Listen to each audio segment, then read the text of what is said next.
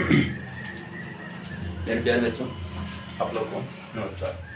जैसा कि आप देख रहे हैं, ये क्लास 12 है और क्लास 12 में कई बार पूछे जाने वाला प्रश्न स्वप्रेरण गुणांक। क्या है स्वप्रेरण गुणांक? तो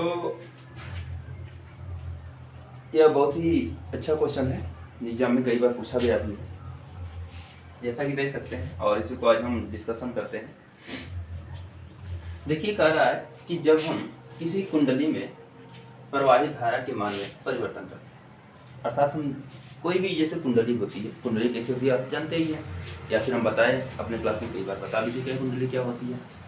तो जब हम किसी कुंडली में किसी कुंडली के मान यानी कुंडली में प्रवाहित धारा के मान में क्या करते हैं, परिवर्तन करते हैं। अर्थात हम जब किसी कुंडली में परिवर्तित धारा क्या करते हैं, प्रवाहित करते हैं, तो कुंडली से बद्ध चुंबकीय फ्लक्स में भी क्या होता है, परिवर्तन होता है, जिसके कारण कुंडली में एक प्रेरित धारा उत्पन्न होती है या कि प्रेरित विद्युत वाहक बल उत्पन्न होता है। और उस प्रेरित विद्युत वाहक बल के कारण जो मुख्य धारा होती है, क्या होती है, मुख्य धारा, उसके अतिरिक्त एक और धारा हो जाती है, बनने लगती है, और ये क्रिया स्वतः होती है। ठीक है, इसलिए हम क्या करते हैं, इसे स्वप्रेरण करते हैं। क्या करते हैं, स्वप्रेरण करते हैं। मेरे ध्यान में देखिए, ध्यान से कह रहा है कि जब हम किसी कुंडली में प्रवाहित धारा के मान में परिवर्तन करते हैं तो कुंडली से बद्ध चुंबकीय फ्लक्स में भी परिवर्तन होता है, जिसके कारण कुंडली में प्रेरित विद्युत वाहक बल उत्पन्न होता है, जिससे कुंडली में मुख्य धारा के अतिरिक्त स्वतः एक अन्य धारा भी उत्पन्न हो जाती है। इस घटना को ही हम क्या कहते हैं, इस घटना को हम क्या कहते हैं, स्वप्रेरण करते हैं। क्या कहते हैं, स्वप्रेरण करते हैं। जैसा कि आप जानते हैं कि मान लेते हैं यह कोई कुंडली है। क्या है, कुंडली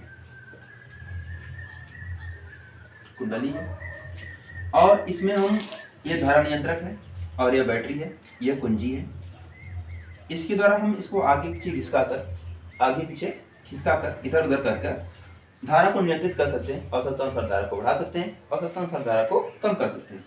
तो जब हम इसमें ऐसे करते हैं, तब प्रतिरोध कम करते हैं तो धारा क्या होता है, बढ़ता है।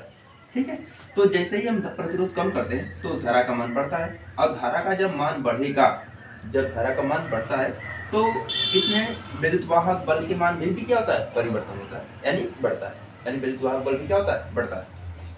लेकिन यहीं पर हम दूसरे में बात करते हैं तो देखो, यहाँ पर हम क्या करते हैं, प्रत्यावर्ती धारा नियंत्रक द्वारा प्रतिरोध को बढ़ाते हैं। जब प्रतिरोध को बढ़ाएंगे तो मुख्य धारा में क्या होगी, कमी होगी। और जब मुख्य धारा में कमी होती है बच्चों, जब मुख्य धारा में कमी होती है तो इसमें जो विद्युत वाहक बल होता है उसमें भी क्या होती है, कमी होती है। विद्युत वाहक में भी यानी विद्युत वाहक बल में भी क्या होती है, कमी होती है। ठीक है, तो दोनों ही कंडीशन में हम देख रहे हैं कि धारा का मान बदल रहा है, यानी धारा का मान हम कभी बढ़ा सकते हैं, यानी आवश्यकता अनुसार धारा का मान परिवर्तन या कम या ज्यादा जो करते हैं, यहाँ पर लिखा है परिवर्तित करते हैं, तो हम यहीं से क्या करते हैं, इसको आगे पीछे करते हैं। तो जैसे ही धारा परिवर्तित उसमें कुंडली में प्रवाहित करते हैं तो कुंडली में क्या होती है, एक प्रेरित धारा यानी प्रेरित विद्युत वाहक बल उत्पन्न होता है, जिसके कारण स्वतः यानी मुख्य धारा के अतिरिक्त दूसरी धारा भी यानी एक और धारा बनने लगती है। उस धारा को ही हम क्या कहते हैं, यानी इस पूरे घटना को हम क्या कहते हैं, स्वप्रेरण कहते हैं, क्योंकि ये क्रिया स्वतः होती है। क्लियर है, तो स्वप्रेरण कहते हैं। ठीक है, ये इंपॉर्टेंट है, कई बार पूछा भी गया है। ठीक है, लेकिन अब हम बात करते हैं स्वप्रेरण गुणांक की। क्या होता है स्वप्रेरण गुणांक की? कह रहा है कि यदि किसी कुंडली में I एम्पीयर की धारा प्रवाहित करने पर कुंडली में फेरों से बद्ध चुंबकीय फ्लक्स में फाई हो। ठीक है, यानी हम किसी कुंडली में I एम्पीयर धारा प्रवाहित करते हैं और उसके कुंडली के प्रत्येक फेरे से बद्ध चुंबकीय फ्लक्स क्या हो, N हो, तथा कुंडली में फेरों की संख्या यानी कुंडली में जो तार के फेरे हैं उनकी संख्या क्या N हो तो कुंडली से बद्ध कुल चुंबकीय फ्लक्स N फाई उसमें प्रवाहित धारा के क्या होगा, अनुक्रमानुपाती होता है। अर्थात हम यह कर सकते हैं कि N phi is proportional to I। और जैसे ही हम प्रोपोर्शनलिटी को इक्वलिटी में चेंज करते हैं तो जब प्रोपोर्शनलिटी को इक्वलिटी में चेंज करते हैं तो कांस्टेंट आ जाता है, और यहाँ पर जो कांस्टेंट आता है वो क्या होता है, यल होता है। क्या होता है, यल। ठीक है, और यहाँ पर देखो जहाँ जैसा देखा यहाँ पर दिखाया गया है कि जहाँ यह समानुपाती नियतांक है, जिसे क्या कहते हैं हम, जिसे कुंडली का स्वप्रेरक गुणांक कहते हैं, कुंडली का स्वप्रेरक गुणांक अर्थात अथवा प्रेरकत्व कहते हैं। देखो स्वप्रेरक गुणांक या प्रेरकत्व दोनों एक ही चीज होता है, क्लियर है, उसे प्रेरकत्व कहते हैं। ठीक है, अब हम बात करते हैं प्रेरकत्व को दो प्रकार से परिभाषित कर सकते हैं। दो प्रकार से क्या करते हैं, दो प्रकार से परिभाषित कर सकते हैं इसे। जैसा कि देखा गया है यहाँ पर कुंडली को दो प्रकार से परिभाषित किया जा सकता है। फर्स्ट कुंडली फ्लक्स के पदों में, कुंडली फ्लक्स के पदों में, और दूसरा हम कर सकते हैं विद्युत वाहक बल, यानी जो प्रेरित विद्युत वाहक बल है उसके पदों में। ठीक है, तो यहाँ पर देखो कहा कि इतना इक्वल टू, यहाँ आप देख रहे हैं कि एन आई इक्वल टू क्या है, N I sorry N phi equal to क्या है, एन एल आई है। तो यहाँ से एल इक्वल टू निकालते हैं तो एन फाई अपॉन आई, या इधर चला जाएगा तो L phi upon N phi upon I हो जाएगा। तो यहाँ पर कह सकते हैं यदि कुंडली में प्रवाहित धारा 1 एम्पीयर, तो हम इसका मान क्या कर लेते हैं 1 एम्पीयर है। जब इसका मान 1 एम्पीयर जाता है तो एल इक्वल टू कितना हो जाएगा बच्चों, एल इक्वल टू हो जाएगा एन फाई, और एन फाई है क्या, कुल विद्युत फ्लक्स है, कुल विद्युत फ्लक्स है। बस यही चीज हो जाती है। अर्थात यदि किसी कुंडली में एकांक एम्पीयर धारा प्रवाहित करने की जाए तो उसमें उत्पन्न कुल चुंबकीय फ्लक्स, कुल चुंबकीय फ्लक्स स्वप्रेरण गुणांक के बराबर होता है। क्या होता है, स्वप्रेरण गुणांक के बराबर होता है। ठीक है, अब हम देखते हैं नेक्स्ट, थोड़ा सा आगे देखते हैं दूसरे के पदों में।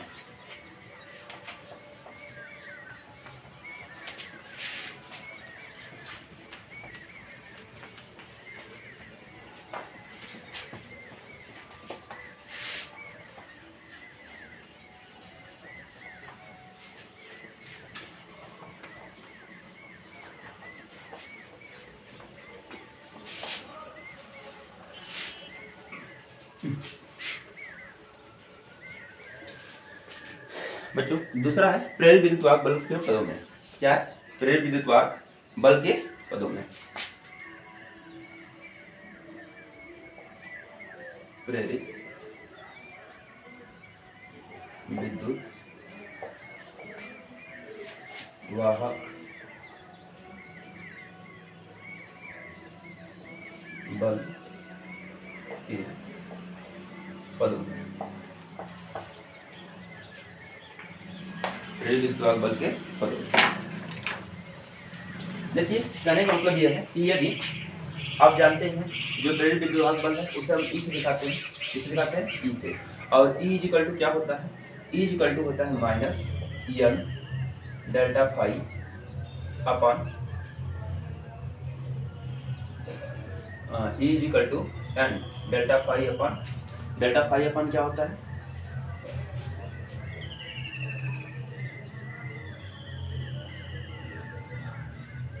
डेल्टा टी होता है। क्या होता है, डेल्टा टी। ठीक है, अब यहाँ पर देखिए हम इसको क्या लिख सकते हैं। ठीक है, इस एन को अंदर कर देते हैं तो ई इक्वल टू क्या हो जाएगा, एन, ये हो जाएगा एन, एन इसको ऐसे लिख सकते हैं N delta phi upon delta T. क्योंकि आप देखिए इसको यहाँ पर क्या है, ये देख लीजिए इसको इतना, चूंकि एन फाई अब इक्वल टू क्या है, एल आई, क्या है, एल आई है। अतः ई इक्वल टू हो जाएगा minus delta L I upon delta T. Clear बच्चों। और देखिए जैसे ही इतना निकलता है तो एल बाहर आ जाएगा, जैसे एल बाहर आएगा ये हो जाएगा माइनस एल, और ब्रैकेट में क्या हो जाएगा, ब्रैकेट में हो जाएगा delta I upon delta T. और हमें तो एल का ही मान ज्ञात करना है, हमें किसका मान ज्ञात करना है, एल का। तो एल को यहीं पर रोककर इसको इधर भेज देंगे तो यह हो जाएगा माइनस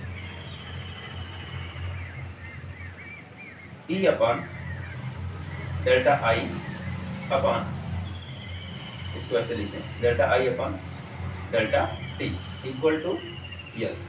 यहाँ पर जो माइनस है, माइनस ये साइन रखता है कि जो प्रेरित विद्युत वाहक बल है, ठीक है,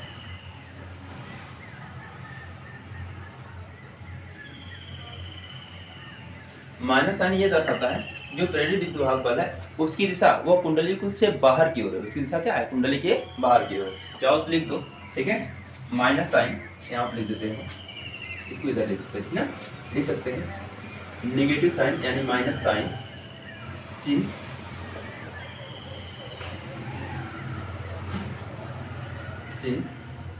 यह दर्शाता है कि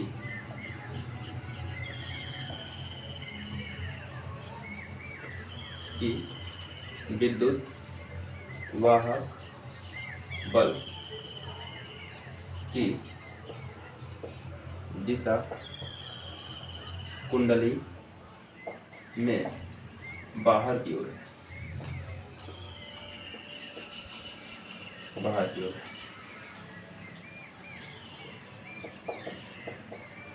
ठीक है,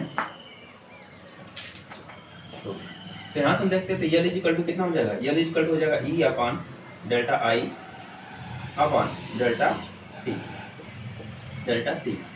अब यहाँ से एक नई डिफिनेशन बन जाएगी। नई डिफिनेशन क्या बनेगी, ध्यान से सुनिएगा कि यदि हम इसको एकांक एम्पियर पर सेकेंड, एकांक एम्पियर यानी 1 एम्पियर पर सेकेंड, किसी कुंडली में 1 एम्पियर पर सेकेंड धारा, प्रति सेकेंड धारा प्रवाहित किया जाए तो उसमें उत्पन्न विद्युत वाहक बल क्या हो जाएगा, स्वप्रेरक गुणांक के बराबर होता है। क्लियर है? तो यहाँ से देखिए डिफिनेशन बन जाएगी। यहाँ से अगली कह रहा है कि यदि किसी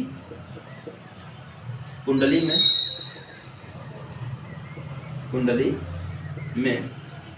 यदि किसी कुंडली में 1 एम्पियर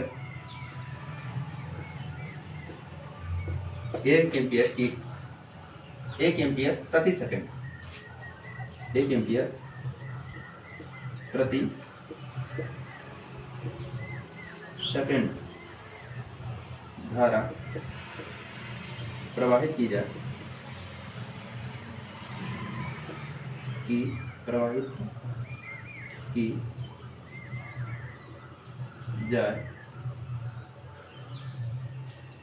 जाए तो कुंडली में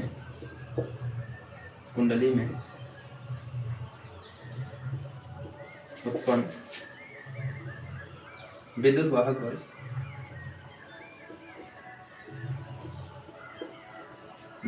बल का मान स्वप्रेरण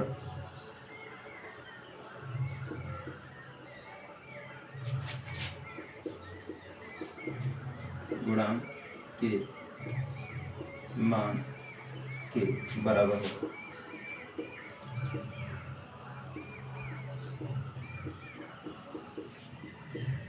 ठीक है, तो इस तरह से हम स्वप्रेरक गुणांक को परिभाषित कर सकते हैं। ठीक है बच्चों, तो अभी हम ये देख सकते हैं, ये तो हो गया इतना स्वप्रेरक गुणांक। ठीक है, तो आप हमें बता सकते हैं स्वप्रेरक गुणांक की मात्रक क्या होता है, हम मात्रक भी दे सकते हैं इसका। ठीक है, और बीमा भी दे सकते हैं।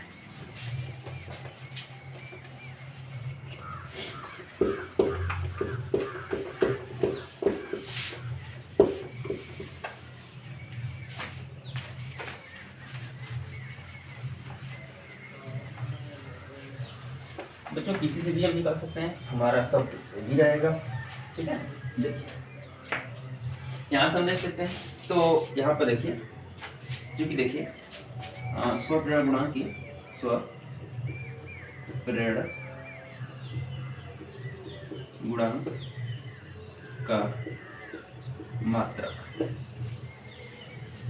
स्वप्रेरक गुणांक का मात्रक। देखिए क्योंकि आप देख रहे हैं यल इक्वल टू क्या है, यल इक्वल टू ई अपान क्या है, आई और delta I upon delta T. तो आप जानते हैं यल का मात्रक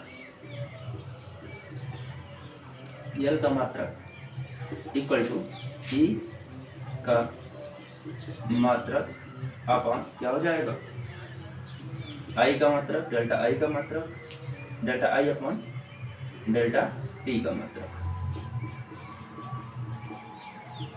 दोनों को हम देखेंगे तो यल का मात्रक क्या हो जाएगा, यल का मात्रक इक्वल टू, देखो ई का मात्रक क्या होता है, वोल्ट होता है। क्या होता है, वोल्ट। ई का मात्रक क्या होता है, वोल्ट। और फिर क्या हो जाता है, आई का मात्रक होता है एम्पियर प्रति सेकंड। क्या होता है? एम्पियर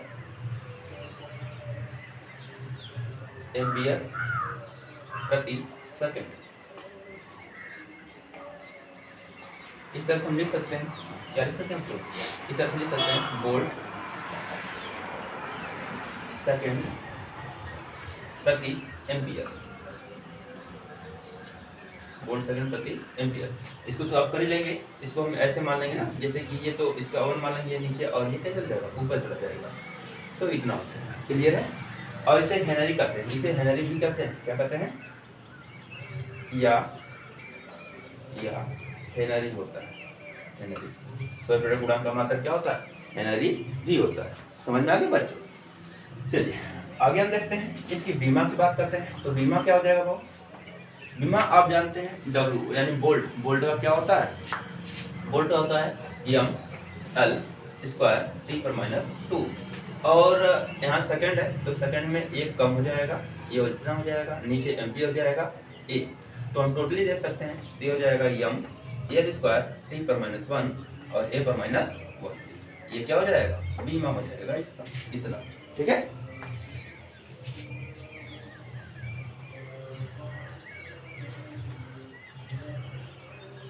बच्चों एक मिनट के लिए थोड़ा सा मिस्टेक यहाँ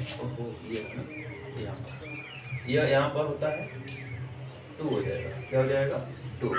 तो यहाँ पर हो जाएगा 2। ठीक है? क्लियर है? तो गाइस एक मिनट कर लेते हैं।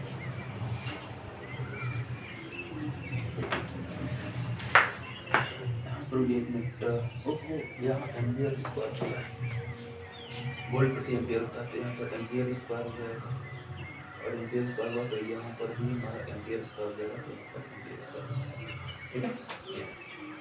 ठीक है? वोल्ट प्रति एम्पियर स्क्वायर होता है। ठीक है बच्चों? तो आप देख सकते हैं। ठीक है? ये रहा आपका हेनरी की बीमा, हेनरी का मात्रा। ठीक है? मतलब कि स्वयं प्रेरक गुणांक का मात्रा ऐसे रहा। क्लियर है?